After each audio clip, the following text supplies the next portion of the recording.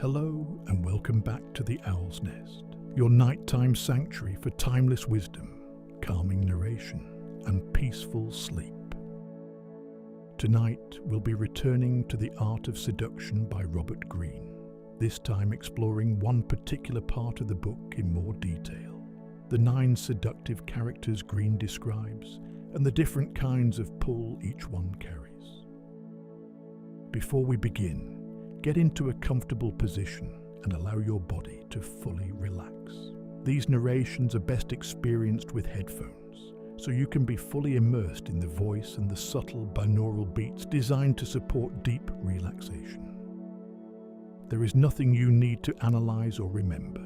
You don't need to stay focused or alert. Just listen softly in the background and allow the words to pass through your mind effortlessly.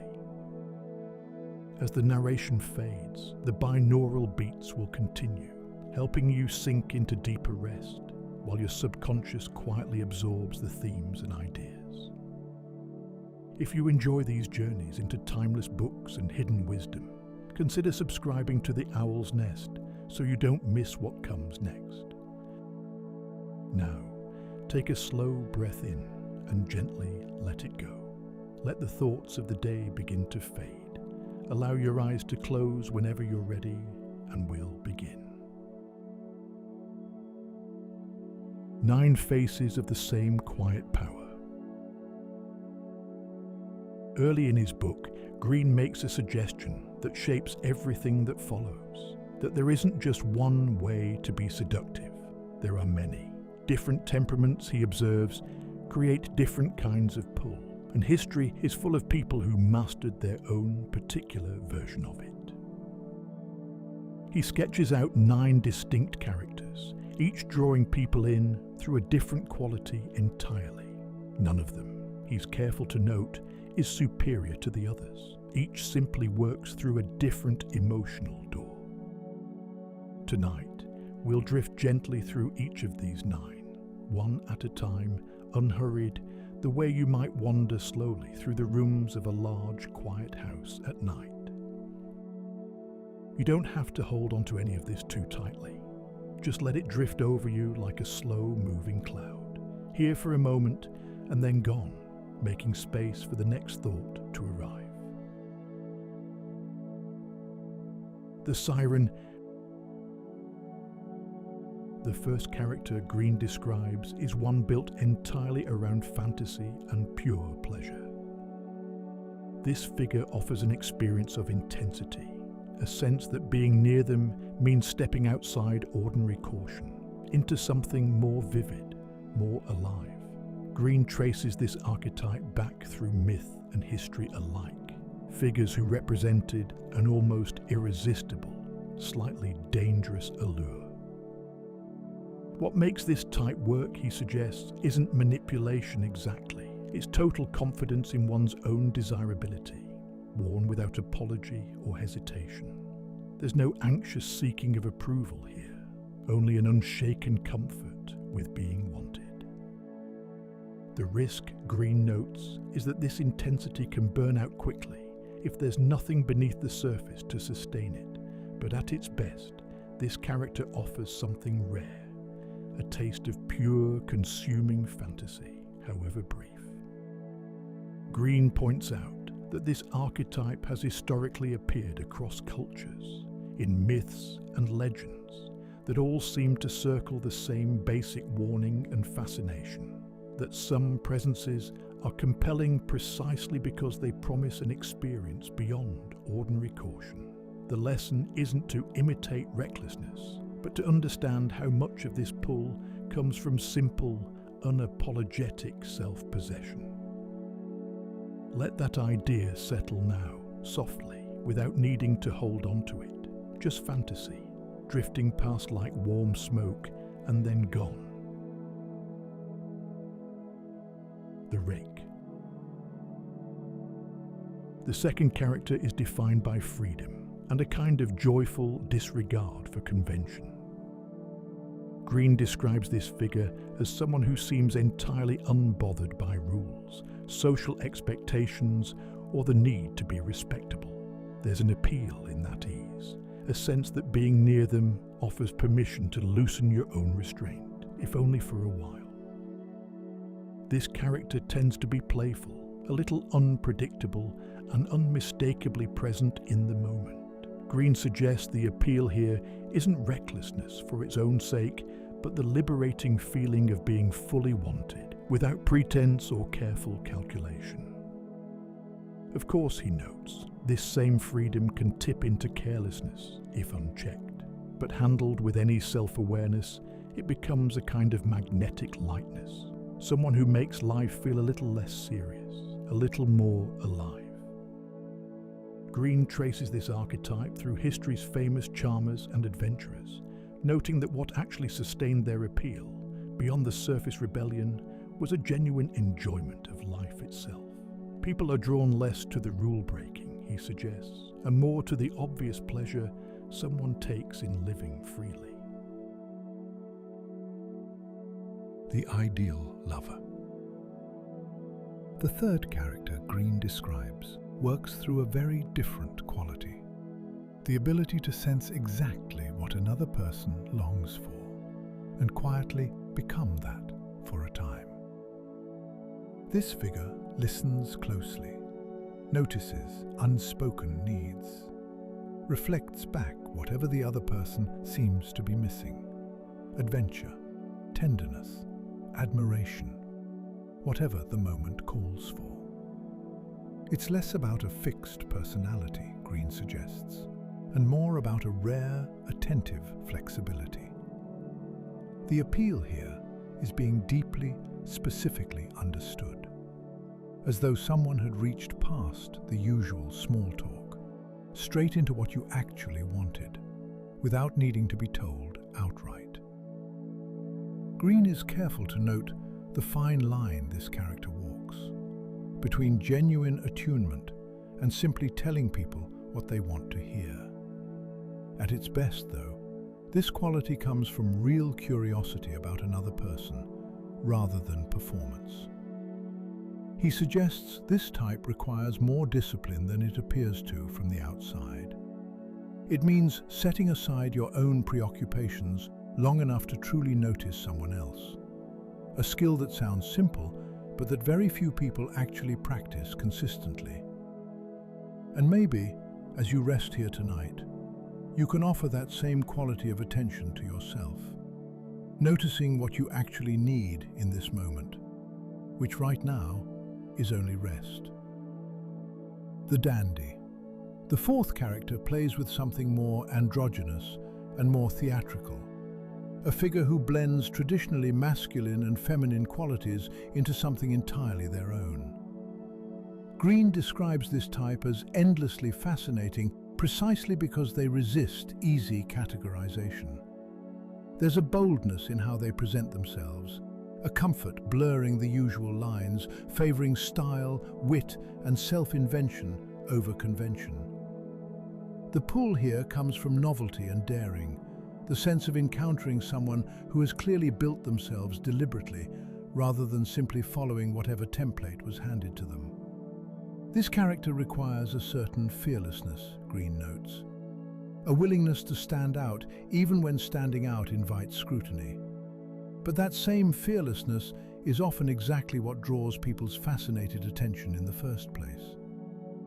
He observes that this archetype tends to thrive most in periods when convention feels especially rigid, since the greater the pressure to conform, the more striking it becomes when someone visibly refuses to. There is nothing to rush here either. Let this thought settle slowly, the way a stone sinks gently through still water. No effort, only gravity, only time. The natural. The fifth character Greene describes carries an unguarded, almost childlike quality, a spontaneity and lack of self-consciousness that feels increasingly rare in a careful, image-conscious world. This figure seems entirely unfiltered, genuinely delighted, genuinely upset, without much effort spent managing how any of it looks from the outside. Greene suggests this openness is deeply refreshing to be around, precisely because so few people allow themselves that kind of transparency. The appeal, he notes, is relief. Being near someone so unguarded gives permission to soften your own guard as well, if only briefly. This quality, Greene admits, is difficult to fake convincingly. It tends to work best in those who genuinely retain some of that early, unself-conscious ease, rather than performing it deliberately. He notes that of all 9 types, this one is perhaps the hardest to consciously cultivate, precisely because effort tends to undermine it. The moment spontaneity becomes calculated, it stops being spontaneous. What can be practiced instead, he suggests, is simply loosening the habitual self-monitoring most adults carry and allowing a little more of that early ease back in. You don't need to identify with any of these types tonight. You can simply let the descriptions pass through you, soft and unhurried, like listening to rain from somewhere warm and dry. The coquette.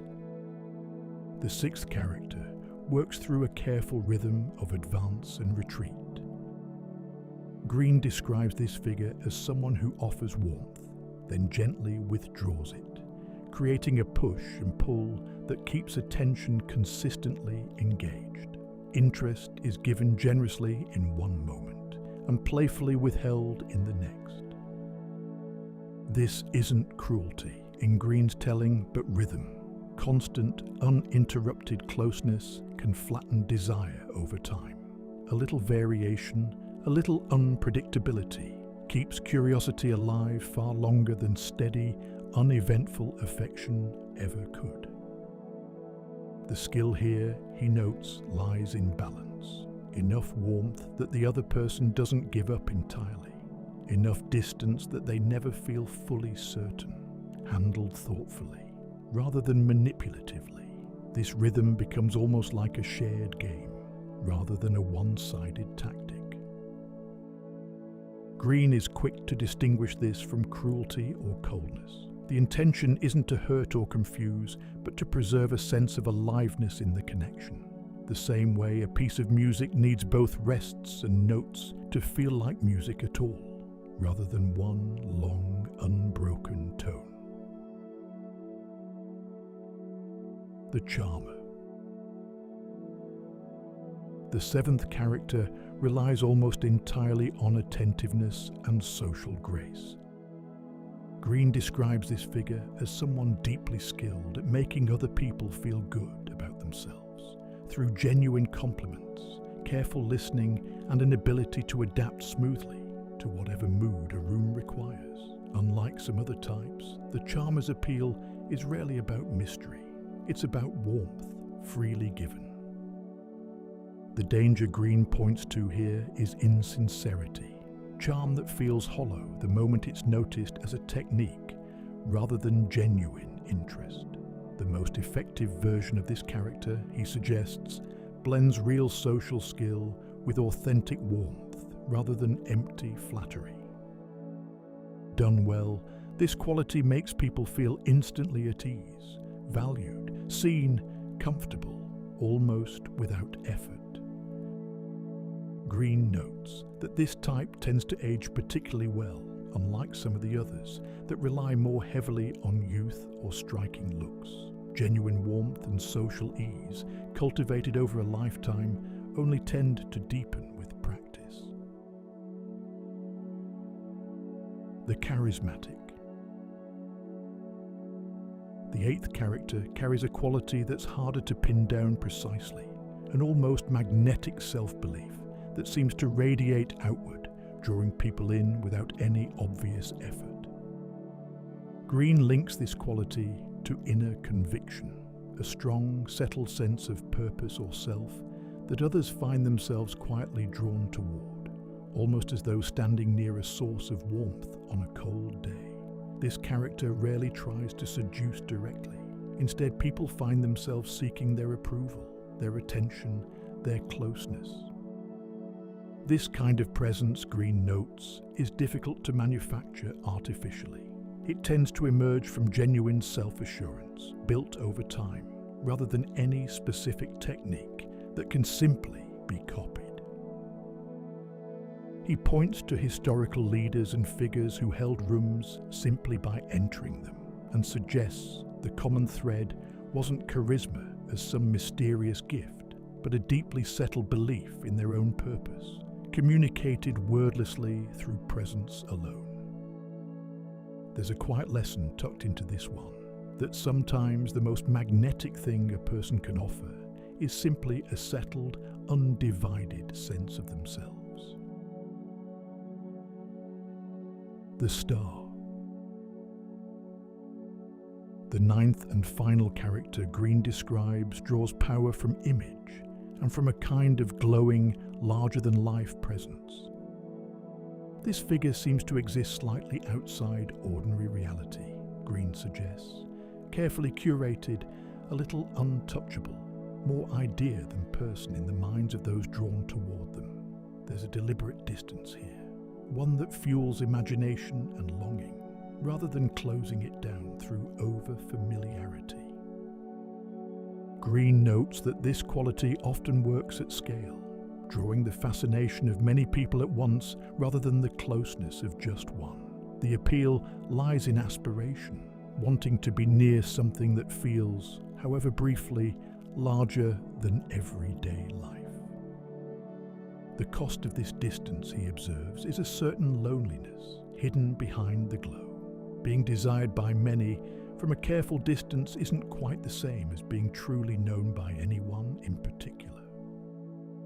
Greene notes that this type has become especially visible in the modern age, in performers and public figures who cultivate exactly this kind of curated distance. But the underlying principle, he suggests, is ancient, that a little unattainability, held with the right kind of glow, has always stirred fascination in a way pure closeness never quite manages to.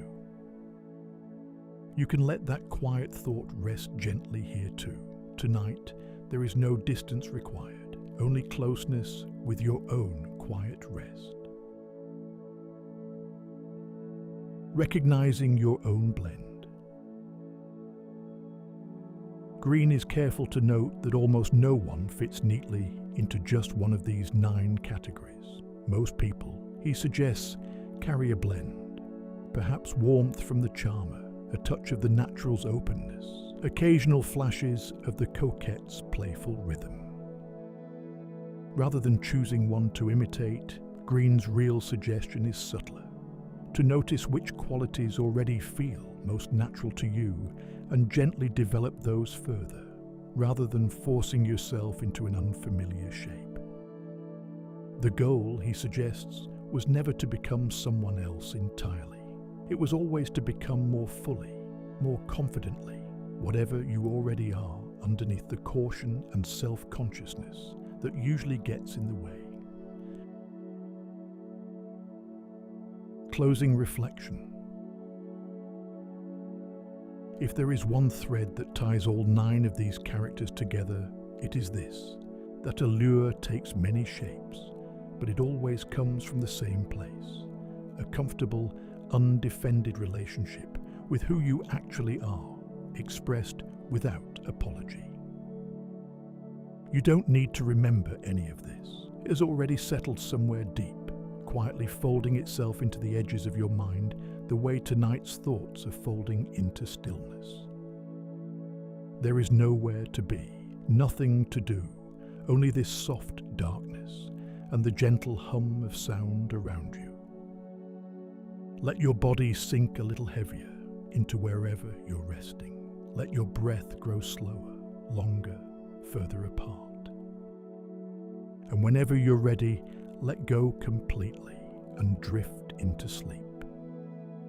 If you found this journey relaxing, consider subscribing to The Owl's Nest, and I'll see you in the next one.